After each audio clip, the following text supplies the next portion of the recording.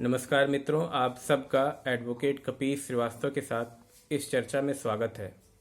आज का विषय है क्लासेस ऑफ टेन्योर, जो कि चैप्टर 9 यूपी रेवेन्यू कोड का है। तो क्लासेस ऑफ टेन्योर यानी खातेदारों के वर्ग को समझने के लिए आपको इस अधिनियम के हिस्टोरिकल पर्सपेक्टिव को समझना पड़ेगा। यूपी रेवेन्यू कोड जो है, दो महत्वपूर्ण अधिनियम यूपी जेडे एंड एलआर एक्ट 1950 और लैंड रेवेन्यू एक्ट को समाप्त करने के बाद उनके प्रावधानों को समायोजित करके बनाया गया है। तो ये राइट्स जो हैं टेन्योर होल्डर्स को कहाँ से मिलते हैं, ये समझने के लिए आपको यूपी जेडे एंड एलआर एक्ट 1950 को भी समझना पड़ेगा। आज़ादी से पहले जो भी राइट्स थे वो इंटरमीडियरीज या मिडिल मैन में वेस्ट करते थे लैंड के। जमींदार जो थे वो कल्टीवेटर और स्टेट के बीच में कार्य करते थे, इसलिए बहुत सारे अधिकार जो है भूमिदर्श को डायरेक्ट नहीं अवेलेबल थे। तो इन इंटरमीडियरीज को समाप्त करने के लिए ही 1950 में यूपी जेडे एंड एलआर एक्ट लागू किया गया। इसमें एक महत्वपूर्ण टर्म आता है वेस्टिंग, यानी कि जो जमींदारों के अधिकार थे उन्हें लेकर राज्य सरकार में निहित कर दिया गया। ये राइट्स डायरेक्ट किसानों को नहीं दिए गए, डायरेक्ट भूमिधर्स को नहीं दिए गए। ये राइट जमींदारों से लेकर पहले स्टेट में वेस्ट किया गया, और स्टेट में वेस्टिंग होने के बाद इन अधिकारों को भूमिधर्स के लिए ट्रांसफ़र किया गया। एक दूसरा महत्वपूर्ण टर्म आता है डेट ऑफ वेस्टिंग, यानी कि 1950 में यूपी जेडे एलआर एक्ट के बनने के बाद ये तुरंत लागू नहीं हुआ था।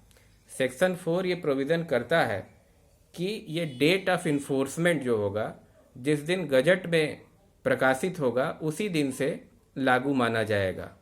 तो 1950 में इस अधिनियम के बनने के बाद इस विषय में बहुत सारे रिट पिटीशन जो जमींदार थे, इंटरमीडियरीज थे, उन्होंने हाई कोर्ट और सुप्रीम कोर्ट में फाइल किया इस ग्राउंड पे कि ये इनके फंडामेंटल राइट्स को इंक्रोच कर रहा है, इसलिए इसे असंवैधानिक घोषित किया जाए। इन सारे रिट पिटीशंस को माननीय उच्च न्यायालय और सुप्रीम कोर्ट ने भी समय समय पे निरस्त कर दिया। इसी बीच में आप देखेंगे कि एक और कॉन्स्टिट्यूशनल डेवलपमेंट हुआ आर्टिकल 31A में। आर्टिकल 31A में कॉन्स्टिट्यूशन में ये प्रोविज़न दिया गया कि एक्विजिशन, अगर किसी स्टेट का एक्विजिशन राज्य सरकार करती है तो मात्र इस आधार पे उस अधिनियम को कि ये फंडामेंटल राइट्स को एब्रीच करती है या लेती है, उस अधिनियम को अनकॉन्स्टिट्यूशनल घोषित नहीं किया जाएगा।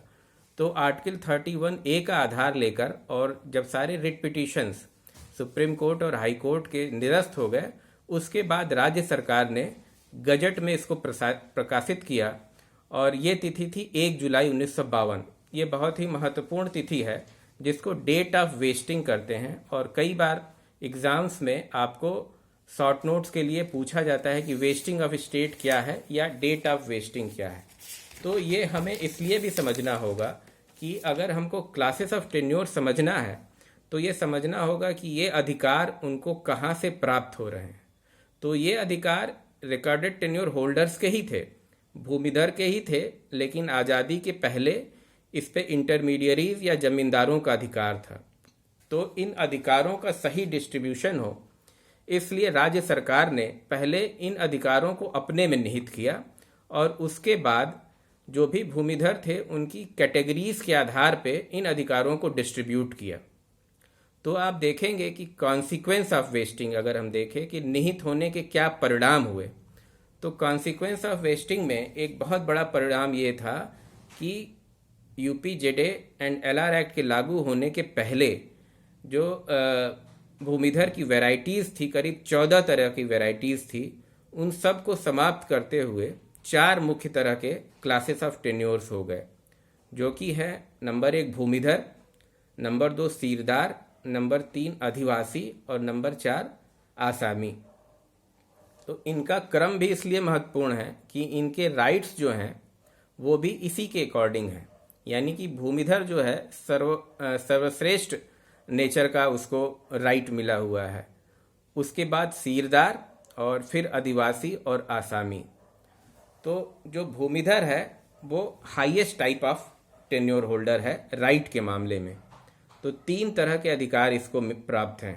पहला एक है कि ये परमानेंट है, यानी कि ऐसे अधिकार स्थायी हैं, यानी कि राज्य सरकार ने एक बार अगर इनको ये राइट्स दे दिए हैं तो उन राइट्स को वो वापस नहीं ले सकती है। नंबर 2, ये अधिकार हेरिटेबल हैं, यानी कि ये इनके जो लीगल एयर्स हैं ये अधिकार उनको प्राप्त होंगे इनकी मृत्यु के बाद। इनके जो लीगल एयर्स हैं इनके राइट जो हैं वो इनहेरिट करेंगे। और तीसरा ये है कि ये अधिकार ट्रांसफरेबल हैं या अंतरणीय हैं, यानी कि इनको ये सेल कर सकते हैं, विल कर सकते हैं।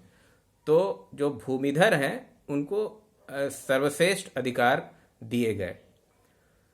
अगर इसको एक्ट के अकॉर्डिंगली देखें तो यूपीजेडए एंड एलआर एक्ट की जो धाराएं हैं, आपको एग्जामिनेशन पॉइंट ऑफ व्यू से भी ये देखना होगा, और थोड़ा सा अगर आप कंपैरेटिव देख लेंगे तो यूपी रेवेन्यू कोड भी आप समझ पाएंगे। तो section 129 of UPZA classes of tenures के बारे में बताता है। सेक्शन 130 कहता है भूमिधर विथ ट्रांसफरेबल राइट, और सेक्शन 131 भूमिधर विथ नॉन ट्रांसफरेबल राइट।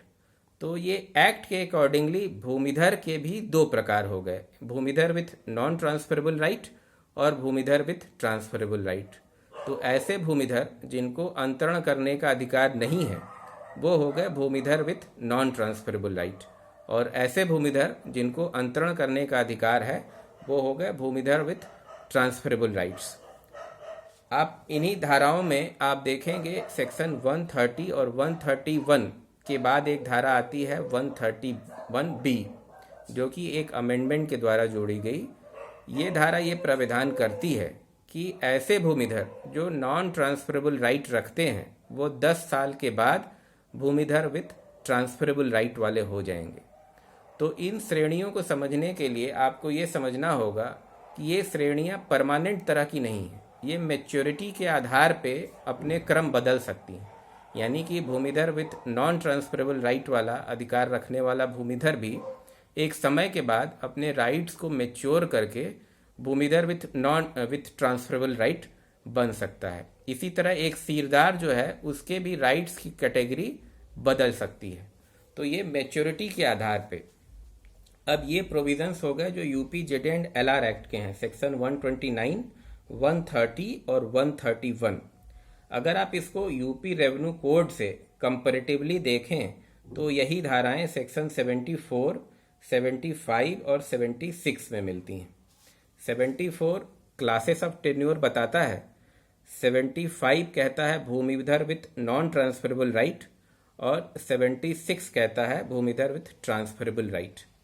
अब इसी धारा 76 में जहाँ की यूपीजेडए एंड एलआर एक्ट में मैच्योरिटी का समय जो है 10 साल रखा गया था, वही समय धारा 76 यूपी रेवेन्यू कोड में 5 साल कर दिया गया। यानी कि 5 साल में भी ऐसा भूमिधर जो नॉन ट्रांसफरेबल राइट रखता है 5 साल की मैच्योरिटी के बाद उसका क्लास चेंज हो जाएगा और वो भूमिधर विथ ट्रांसफरेबल राइट वाला हो जाएगा।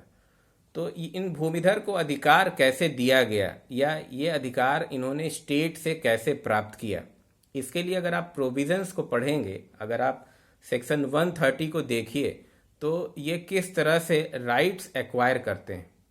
2 वर्ड यूज हुआ है कि ऐसे भूमिधर जो इमीडिएटली बिफोर द कोड या संहिता के लागू होने के ठीक पहले जो भूमिधर की श्रेणी थी, या एक्ट के लागू होने के ठीक पहले जो भूमिधर की श्रेणी थी, तो ऐसे सारे भूमिधर उनको भूमिधर की श्रेणी में रख दिया गया।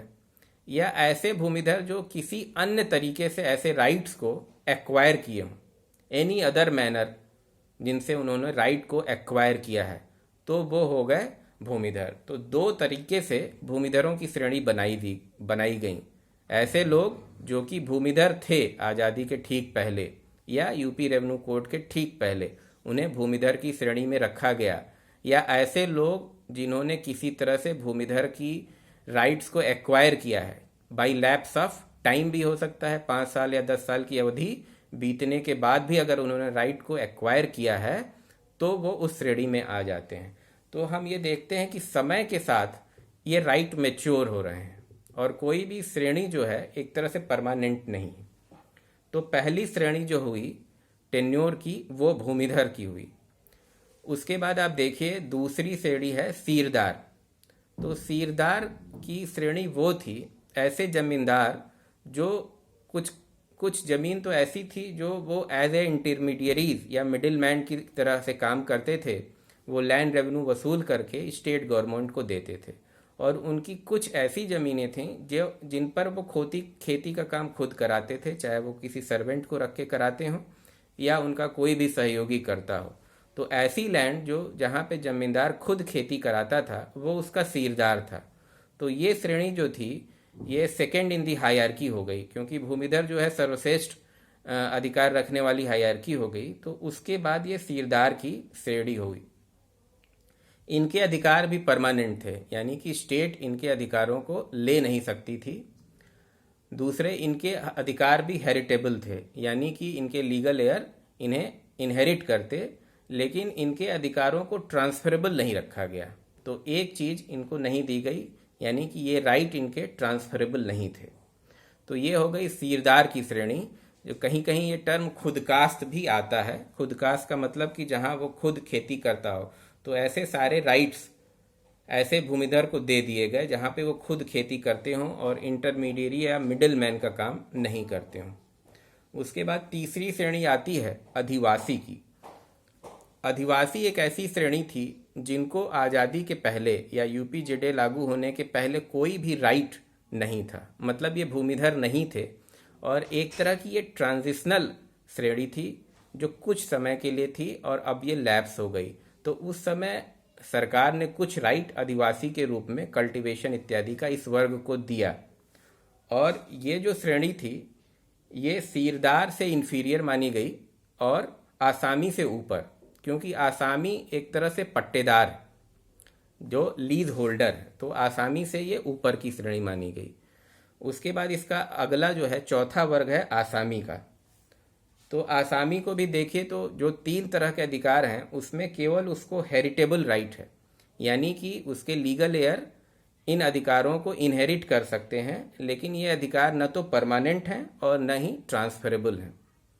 आसामी यानी पट्टेदार, उस समय जो भी चाहे भूमिधर ने पट्टा दिया है तो वो लेसी आसामी भूमिधर का पट्टेदार कहलाएगा, या अगर गांव सभा उसको पट्टा देती है तो वो गांव सभा का पट्टेदार कहलाएगा। तो इस तरह से जो आसामी की श्रेणी है ये चौथे प्रकार की श्रेणी है जो सबसे निम्नतर है इन हायरार्की में। तो ये क्लासेस ऑफ टेन्योर होल्डर हुए। उसके बाद धारा 131 बी जो है यूपीजेडे एंड एलआर एक्ट में जोड़ी गई अमेंडमेंट के द्वारा, जो कहती है गवर्नमेंट लेसी का प्रोविज़न करती है, जिसको सरकारी पट्टेदार कहते हैं। और ये प्रोविज़न यूपी रेवेन्यू कोड में भी सेक्शन 74 में जहाँ क्लासेस ऑफ टेन्योर दिया है वहाँ पे दिया गया है। तो गवर्नमेंट लेसी जो है इसमें जो पट्टा होता है वो स्टेट गवर्नमेंट करती है, भूमिधर या गांव सभा नहीं करती है, स्टेट गवर्नमेंट करती है। और इनका जो रिलेशन है पट्टेदार और पट्टा करने वाले का, ये इस कॉन्ट्रैक्ट पे डिसाइड होता है। जो स्टेट गवर्नमेंट और गवर्नमेंट लेसी के बीच में जो कॉन्ट्रैक्ट होगा ये टर्म एंड कंडीशन उसके अकॉर्डिंगली ही डिसाइड होंगे। ये प्रोविज़न जो एक्ट के प्रोविज़न्स हैं उनसे डिसाइड नहीं होंगे। तो ये शॉर्ट में जो है क्लासेस ऑफ टेन्योर होल्डर है। ये थोड़ा सा कंफ्यूजिंग है, इसलिए आपको ये समझना है कि आपको इसकी बहुत गहराई में नहीं जाना है। आपको इनके बेसिक्स को क्लियर रखना है कि जब हम आगे के प्रोविज़न्स को पढ़ें तो हम इन्हें बेहतर ढंग से समझ पाएँ। और एग्जामिनेशन के पॉइंट ऑफ व्यू से इस पे शॉर्ट नोट्स बन सकते हैं। क्लासेस ऑफ टेन्योर्स पे अलग अलग अधिवासी हो, सीरदार हो या भूमिधर विद ट्रांसफरेबल राइट्स हों। तो ये सारे टर्म्स जब हम आगे इनके प्रोविज़न्स को पढ़ेंगे तो ये बार बार आएंगे। तो कॉन्सेप्चुअल क्लैरिटी आपकी होनी चाहिए कि हम किस वर्ग की बात कर रहे हैं। तो आज की चर्चा यहीं तक रहती है, और मैं फिर आपसे एक बार रिक्वेस्ट करूंगा कि अपने साथ के जो लोग भी हैं, अगर आपको ये लग रहा है कि इस वीडियो से, इस चर्चा से आपके कुछ ज्ञान में वृद्धि हो रही है, तो अपने दूसरे मित्रों को ज़रूर बताइए। और इसको सब्सक्राइब भी आप लोग करिए कि जो भी वीडियो मैं अपलोड करूं वो सीधे आप लोगों के पास पहुंच जाए और ये चर्चा निरंतर चलती रहे। धन्यवाद।